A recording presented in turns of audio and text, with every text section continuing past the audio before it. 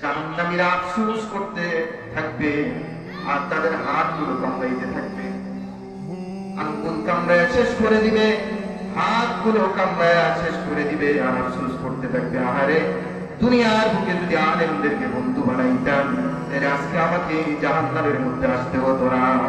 ঠিক না? আফসোস করবে যে আমার ভাইয়েরা আজকে যদি আপনার নবীজি এখানে আসতো, আচ্ছা আপনি ঘরে বসে থাকতে পারতেন? কি বলেন, পারতেন? ঘরে বসে থাকতেন, রাস্তায় দাঁড়িয়ে থাকতে পারতেন, দোকান পথে আড্ডা দিতে পারতেন? কিন্তু আমার নবীজি বলেছেন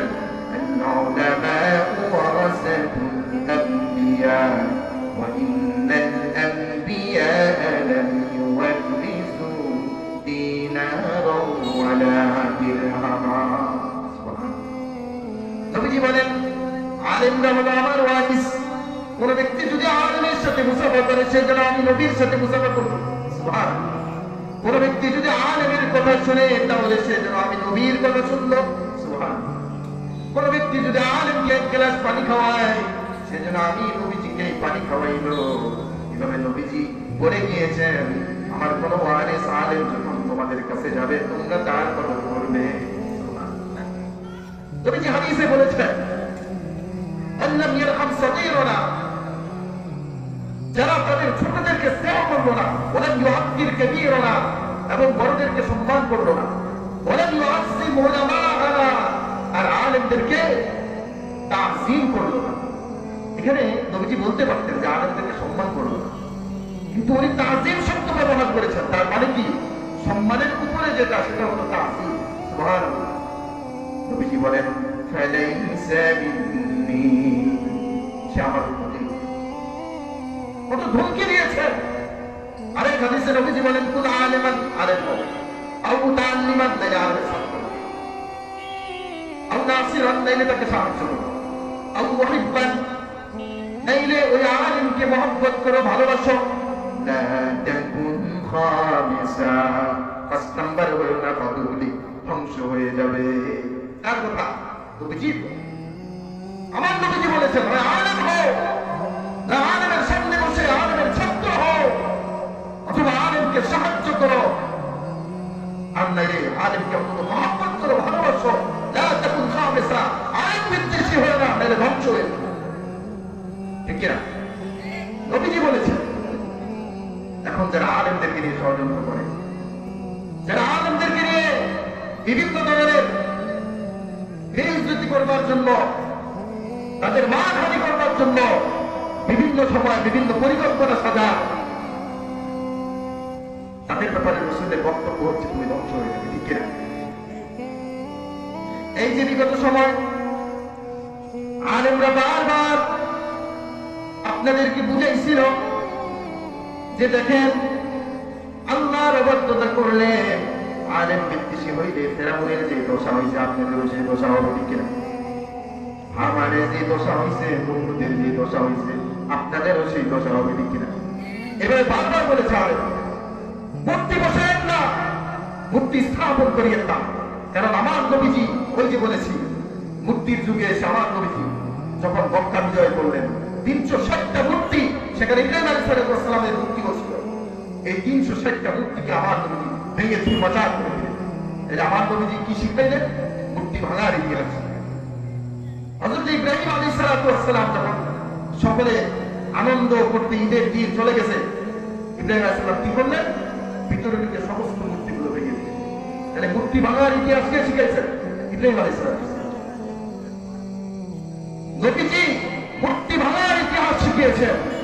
নবী ইব্রাহিম আলাইহিস সালাম মূর্তি ভাঙার ইতিহাস শিখিয়েছেন। সুতরাং যারা রাস্তার বড়ে বড়ে বিভিন্ন জায়গায় মূর্তি স্থাপন করেছিল, বাবার মূর্তি, অমুকের মূর্তি, তমুকের মূর্তি, নানান মূর্তি বড় বড় স্থাপন করেছিল, তখন আলেমরা কি বলেছিল?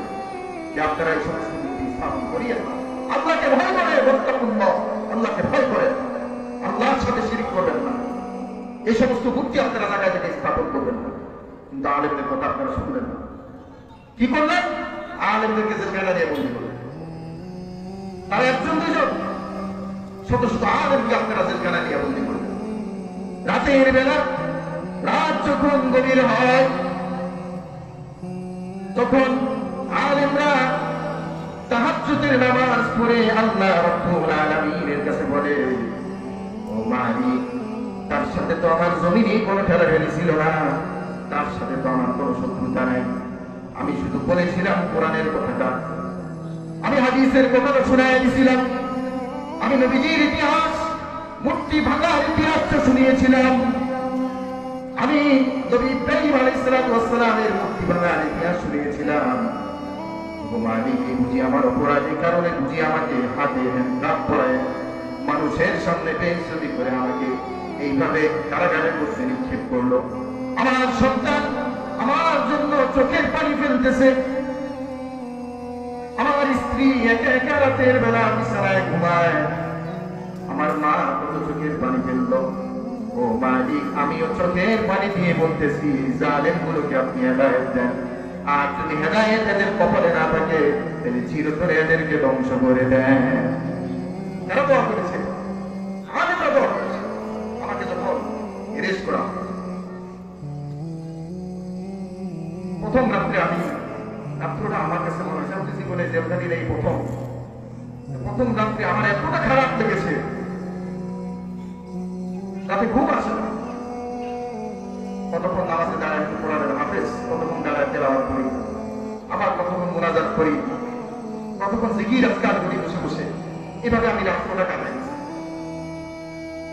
এক সময় আমার এত আবেগ আসলো যে আহারে আমার ছোট্ট সন্তান, রাতের বেলা সে আমার কোলের মধ্যে আসে ঘুমাবো, সে রাতের বেলা অপেক্ষায় থাকে আমার বাবা কখন আসতে পারে। কিন্তু আজকে সেই সন্তানটা বাবার অপেক্ষায় হয়তো ছিল, কিন্তু বাবাকে আসে তার মাকে যে বলেছে, মা বাবা কোথায়, বাবা এখন আসে না কেন? তখন বলে যে তোমার বাবাকে পুলিশরা নিয়ে গেছে। যখন বলছে তোমার বাবাকে নিয়ে গেছে, পুলিশ নিয়ে গেছে, ছোট বাচ্চা তো পুলিশ এমনি বলে, বারবার জিজ্ঞেস করতেছে, পুলিশ কি আমার বাবাকে আর নিয়ে যাবে না? বারবার বলতেছে। আমি পরে সেগুলো শুনছি। প্রথমে ঢুকানোর শুরুতে আমাকে একবার কথা বলতে দেওয়া হয়েছে, তো আমি যখন পরিবারের সাথে কথা বলছিলাম, ওই স্মৃতিগুলো রাতের বেলা আমার মনে পড়তেছিল। আহারে কত কষ্ট হইতেছে তাদের, বিরহ ব্যথা, এটাতে কত কষ্টে, এটা যারা না হয়েছে তাদেরকে বুঝানো যাবে, এটা আমরা বুঝি। ওই রাতটা কেমন কেটেছিল, একের পর এক আসতেছে, দৃশ্য দেখতেছে, আর তারা আফসোস করতেছে, বলতেছে আহারে মানুষের মধ্যে এত চোর টাকায় ঘুরে, এদেরকে না এনে নবীজির ওয়ারিসদেরকে, আলেমদেরকে এনে এভাবে জেলের মধ্যে তাদেরকে বেইজ্জতি করতেছে, ঠিক না? আমি তখন আল্লাহর কাছে ফরিয়াদ করে কেঁদেছিলাম, আল্লাহ, আর কতদিন এভাবে আমাদেরকে গ্রেফতার করে করে আপনি মানুষদেরকে তামসা দেখাবেন? আর কতদিন? বেশি দিন যায় না, অল্প দিনের মাথায় 5 আগস্টে যে ঘটনা ঘটে গেল, ইতিহাস সাক্ষী থাকবে আপনারা দেশ থেকে যেভাবে পালিয়েছেন, এই দেশে আর মাথা উঁচু করে দাঁড়াবার কোন কায়দা আপনাদের নাই, ঠিক না? এই জন্য রাসূল যে বলেছেন আলেম বিদ্বেষী হবা, আতুহলিক ধ্বংস হয়ে, এই যে ধ্বংস করেছে। এই জন্য আলেমদের সম্মুখে বসেন, আলেমদের মজলিসে বসেন, আসেন, আলেমদের সাথে মহব্বত করেন, ভালোবাসেন, কথা বলেন, তাহলে কি হবে? দুনিয়া আপনাদের সম্মান বাড়বে, আখিরাতেও সম্মান। তবে কি হাদিসের মধ্যে বলেন, ইয়াসফাউ ইয়াউমাল কিয়ামাতি আল আম্বিয়া সুম্মা আল উলামা সুম্মা আশ-শুহাদা। আসরের ময়দানে কয়েক শ্রেণীর মানুষ আসরের ময়দানে তারা সুপারিশ করার অধিকার পাবে।